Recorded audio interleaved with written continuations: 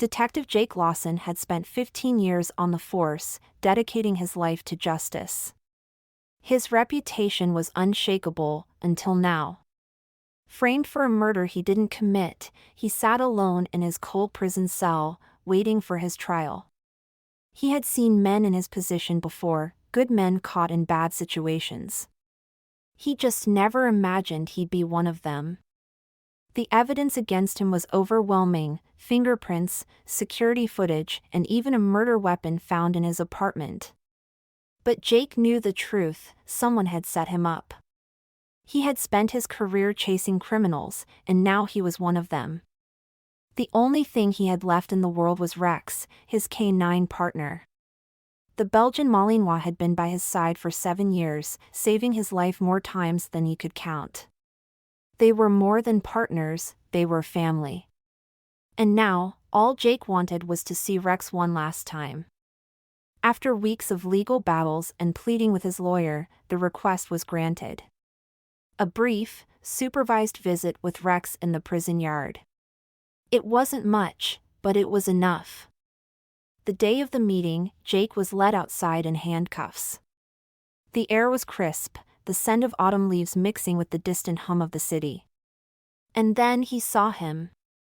Rex stood at the far end of the yard, his handler struggling to hold him back.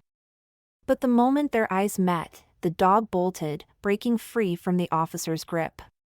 Jake braced himself as Rex leaped onto him, knocking him to the ground, his tongue licking away the darkness that had surrounded Jake for weeks.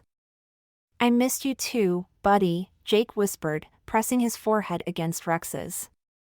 For a few minutes, the world didn't matter.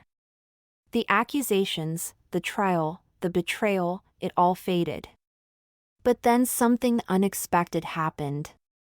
Rex began sniffing Jake's prison jumpsuit, his body suddenly tense. He backed up, ears alert, his nose working furiously. Then, without warning, he lunged at one of the guards standing nearby, locking his jaws onto the man's sleeve. "Rex, no!" Jake shouted, struggling to pull him back. The guard's face turned pale, and his eyes darted nervously. "What the hell is wrong with this dog?" another officer yelled, trying to pry Rex away. But Rex wouldn't let go. His growls were low and dangerous, the kind that Jake had only heard when they were facing real threats. And then it clicked. Rex had been trained to detect specific scents: gunpowder, blood, evidence of foul play. And now, he was reacting to this guard. Jake's mind raced. Could this man be involved? Was this the real murderer? "Check his uniform," Jake demanded, his voice firm. The officers hesitated. But then, one of them stepped forward, patting the guard down. The discovery was shocking. Hidden inside the guard's belt was a key to the evidence locker at the precinct.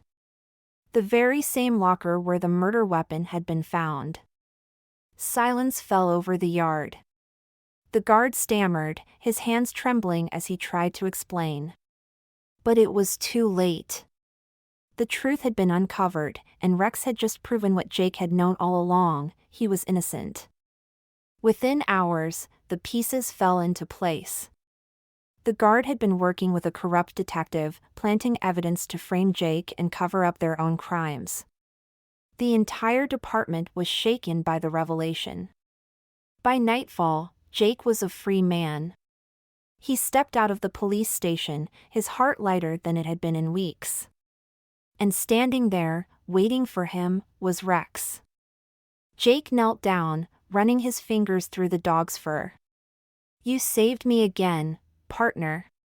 Rex wagged his tail, nudging Jake's hand as if to say, "Always."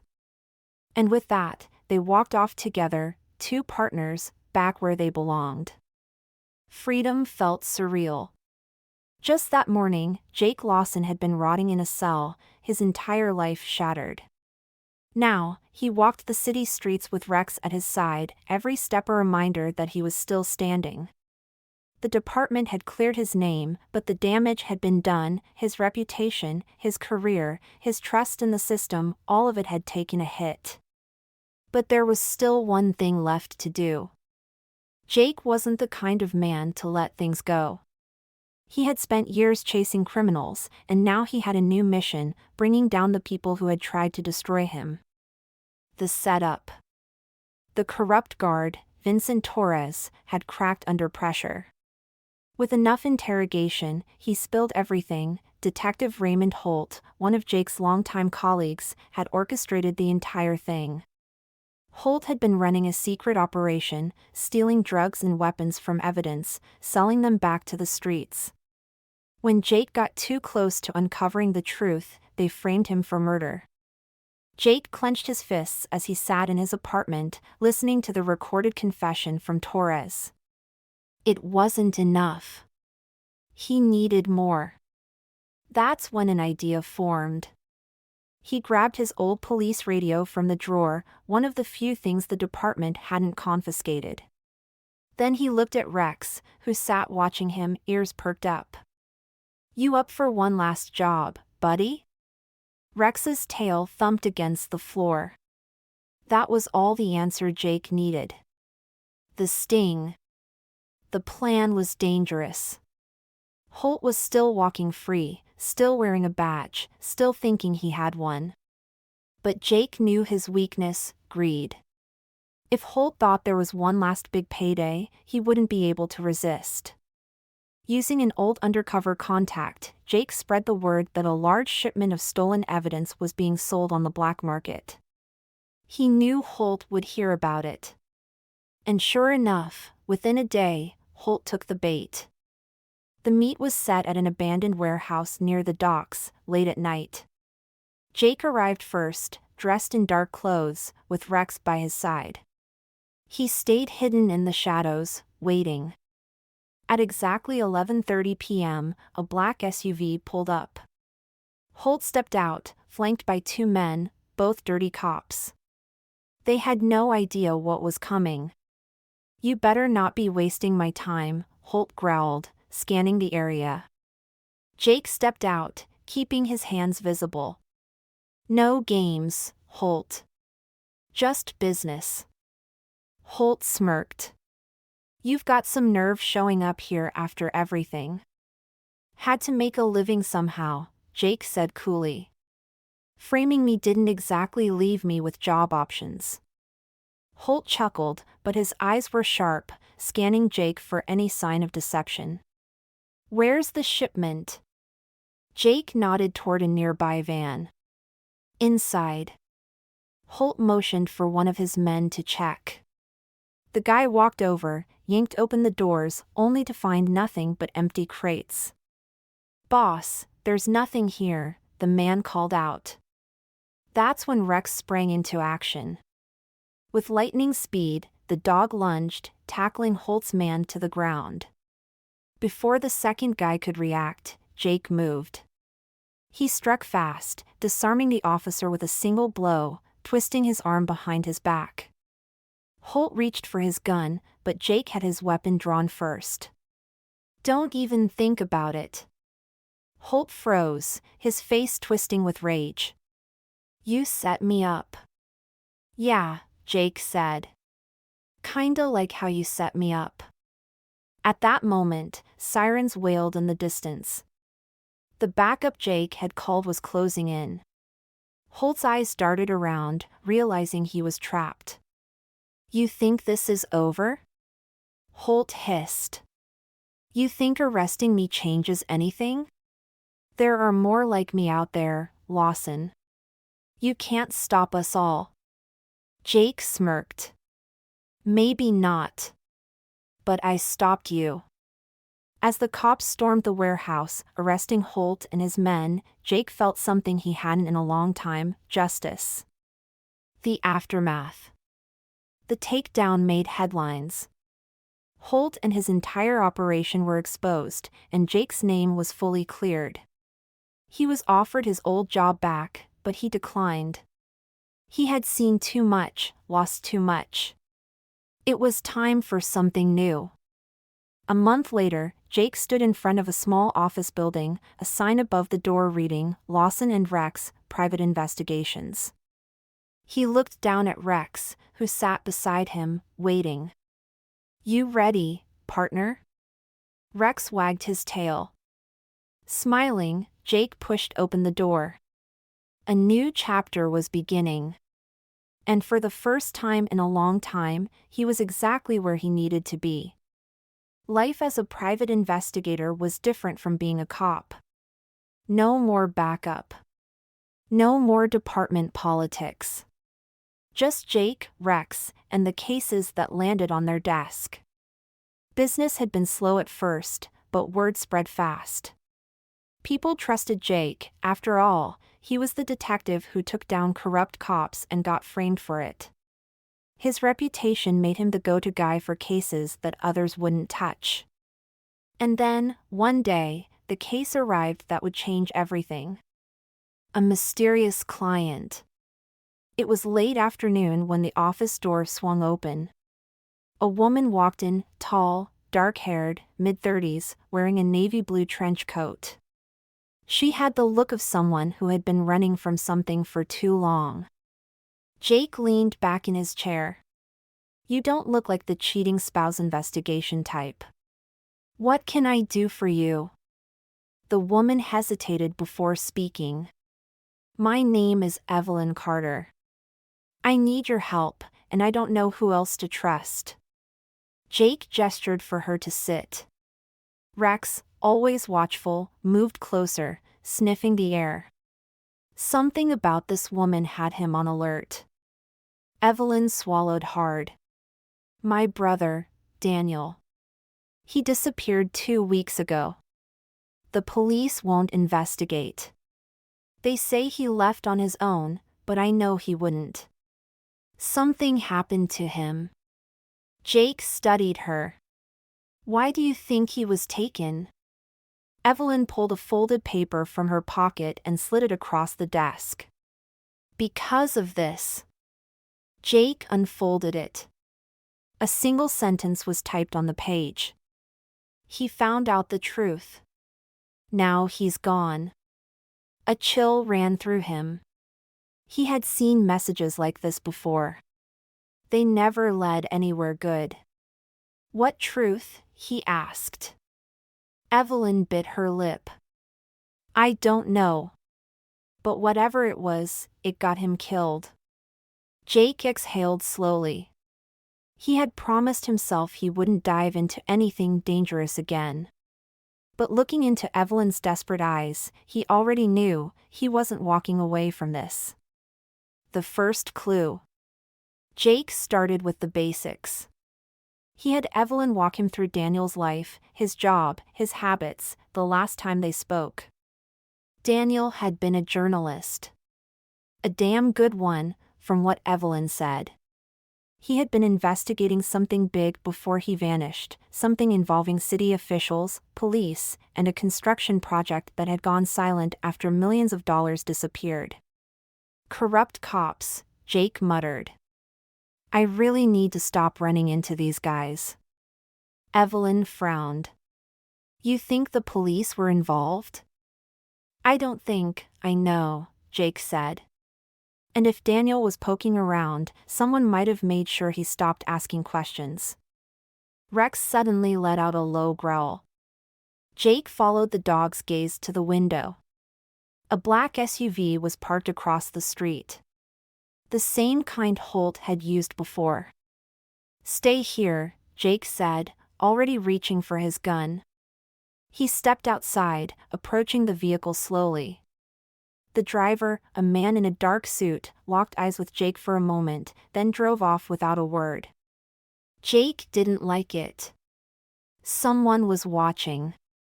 Someone knew he had taken the case. And that meant he was on the right track. Breaking in.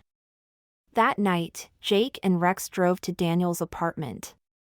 The police had already swept through, but Jake had a feeling they hadn't looked hard enough. He picked the lock easily, stepping inside. The place was trashed, papers scattered, drawers overturned. But one thing stood out. The smell of bleach. Jake frowned. Someone had tried to clean up. But no matter how hard they scrubbed, they couldn't erase everything. Rex sniffed the floor, then suddenly let out a bark. He started pawing at the floorboards near the couch. Jake knelt down and ran his fingers along the wood. It was loose. He pried it up and found a flash drive hidden underneath.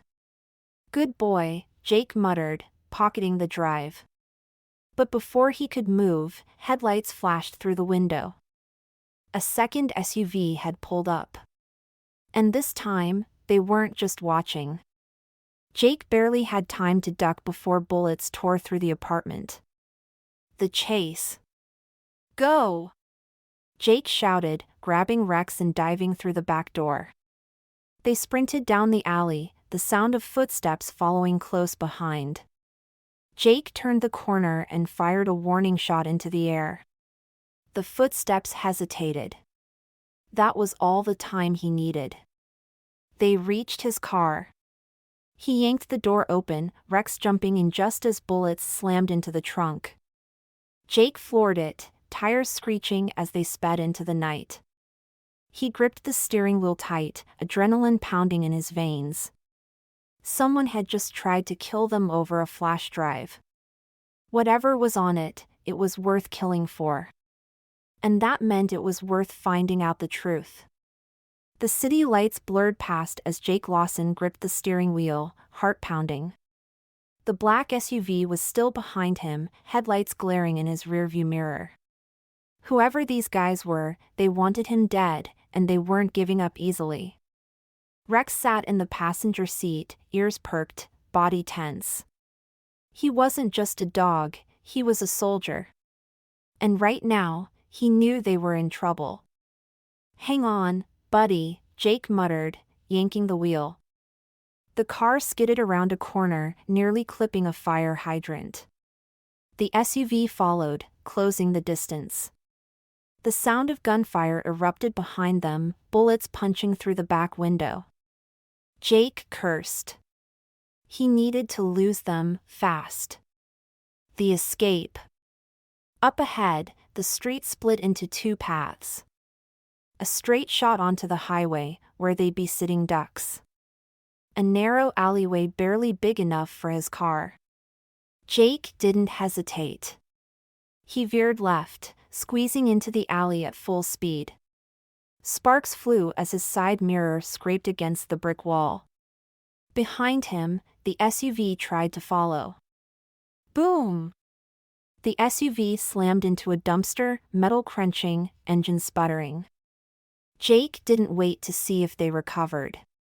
He pushed the gas pedal harder, weaving through the city until he was sure they weren't being followed. Finally, he pulled into an abandoned parking garage and killed the engine. His hands were still shaking. Rex let out a low growl, sniffing the air. Even he knew this wasn't over. Jake exhaled sharply. "Yeah, I know, boy. This is just the beginning." The flash drive. Back at his office, Jake plugged the flash drive into an old laptop. Evelyn sat across from him, her hands clenched into fists. "What's on it?" she asked, voice tight. Jake clicked on the only file labeled Project HollowPoint. A series of encrypted documents popped up, bank statements, blueprints, emails. It took a moment before Jake saw the name that made his stomach turn. Raymond Holt. Evelyn frowned.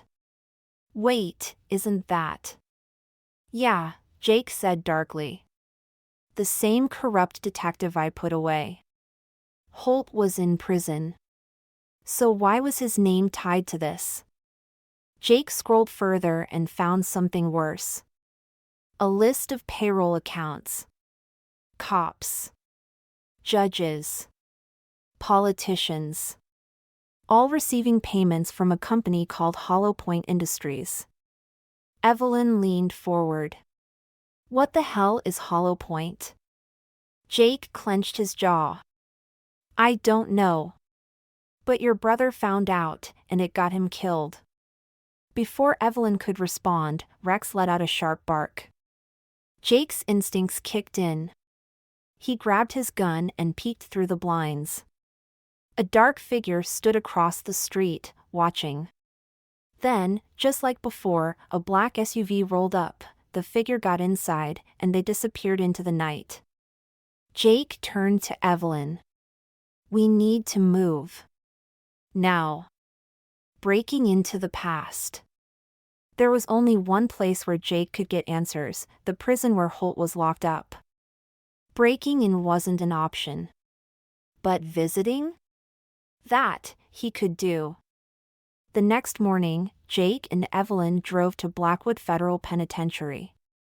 It wasn't easy getting a meeting with a former detective turned convict, but Jake still had a few favors to call in. Inside the visiting room, Holt sat across the table, wearing an orange jumpsuit.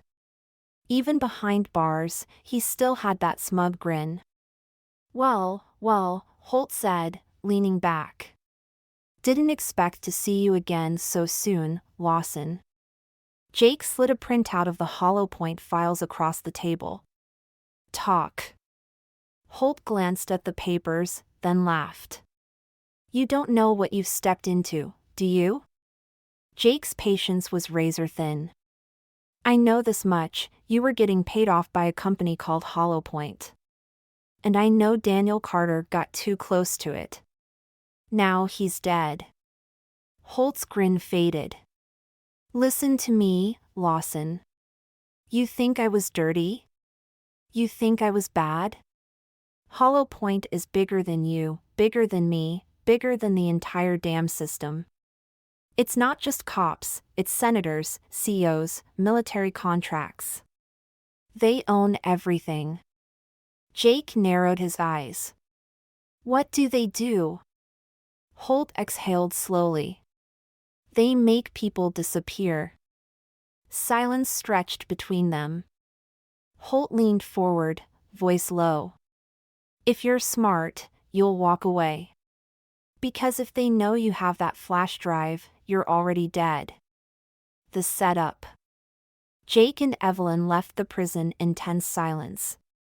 Back at the office, Jake sat at his desk, staring at the drive.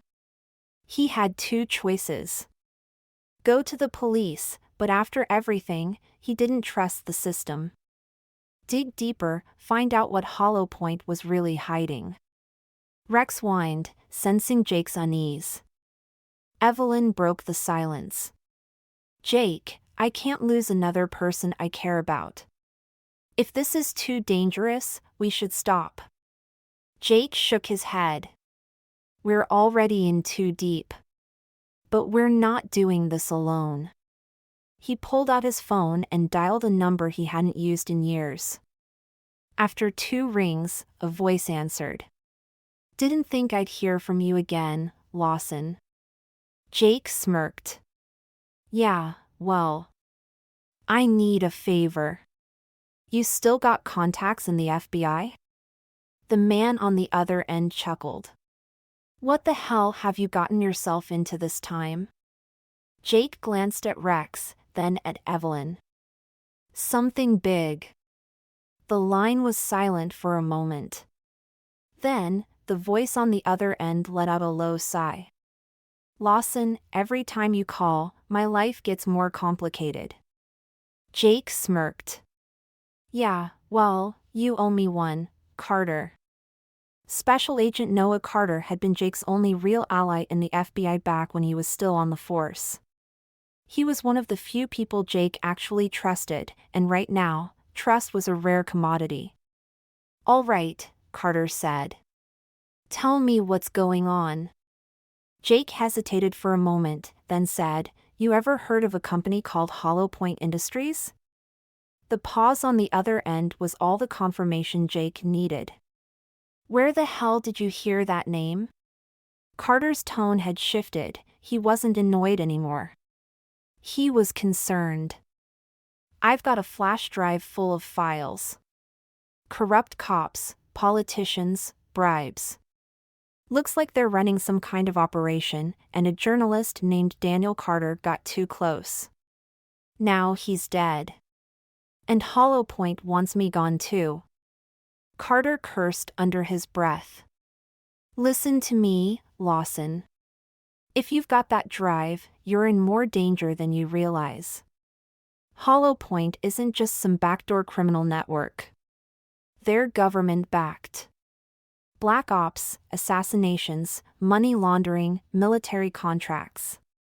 And if they know you're looking into them, they already know. Another pause. Then Carter exhaled. Meet me in 1 hour.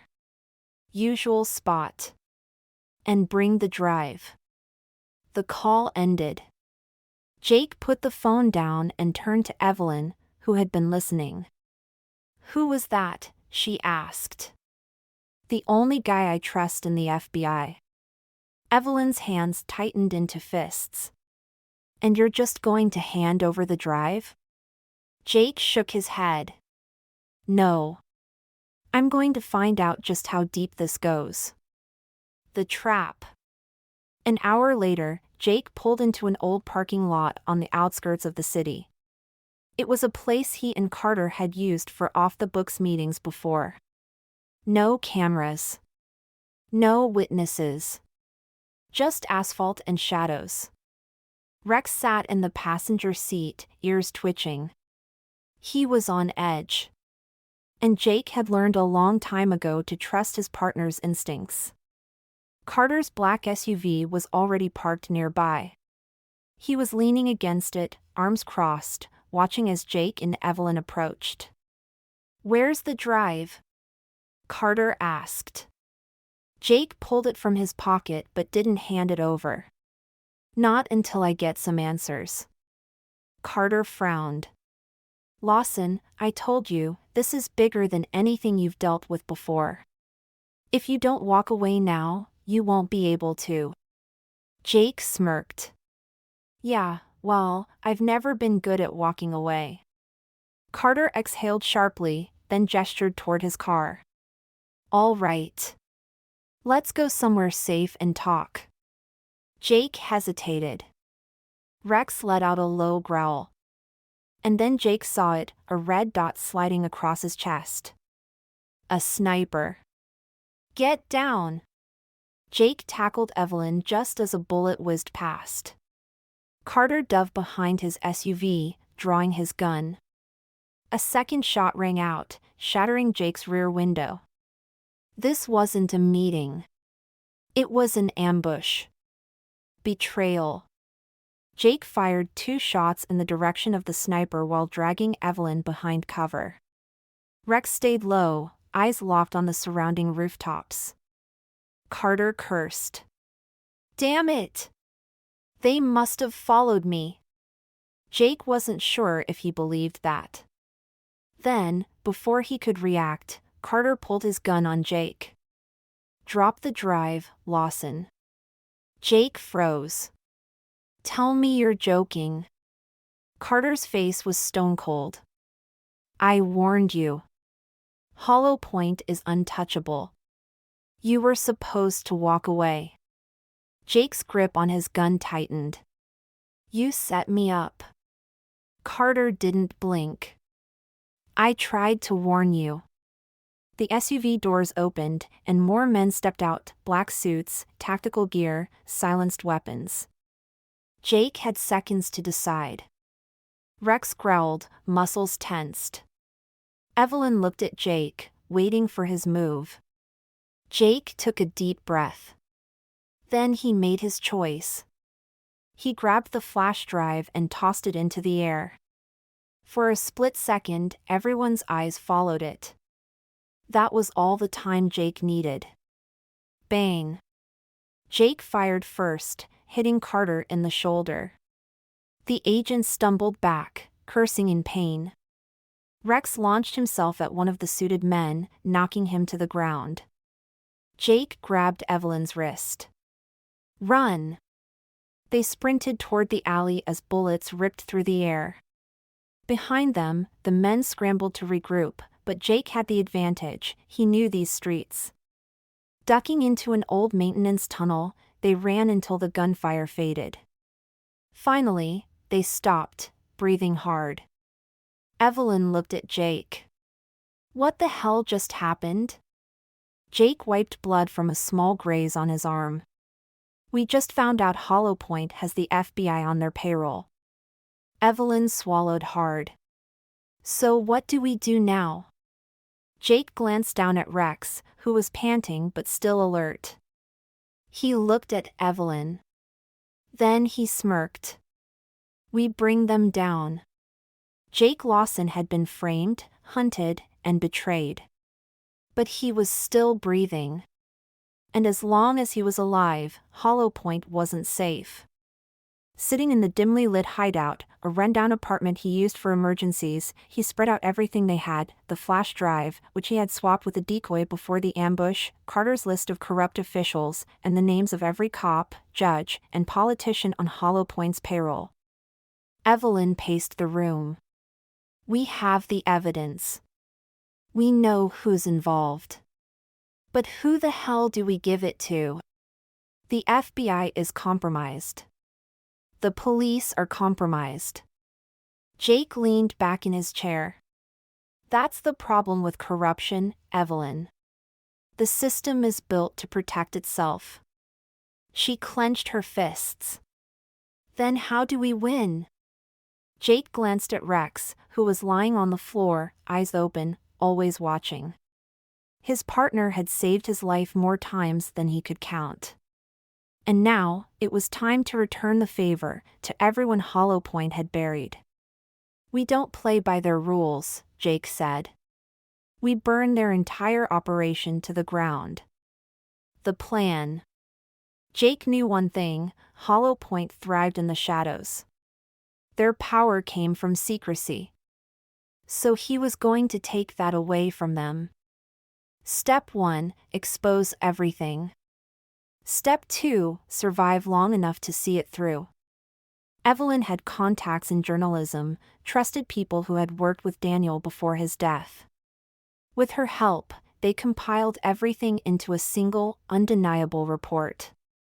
Names, bank records, operations, disappearances. They sent it to every major news outlet in the country. Jake even made sure a copy went directly to a few rival intelligence agencies. If Hollow Point had government ties, some higher-ups would want to clean house before it came back on them. Now, all they had to do was stay alive. The final battle. It didn't take long for Hollow Point to respond. That night, Jake saw them coming, 3 SUVs, unmarked, moving fast. They're here, he muttered. Evelyn grabbed a gun. Then let's end this. Jake knelt beside Rex, scratching behind his ears. You ready, boy? Rex let out a sharp bark. They moved fast. Jake had rigged the building. Tripwires. Explosives. Everything designed to turn this into a battlefield on his terms. The moment the first SUV stopped, boom! A fireball erupted, flipping the vehicle onto its side. Gunmen spilled out of the others, weapons raised. Jake and Evelyn opened fire. Bullets tore through the night. Rex charged into the chaos, tackling a gunman and ripping the weapon from his hand. The guy screamed, but Rex didn't let go. Jake moved through the fight like a ghost.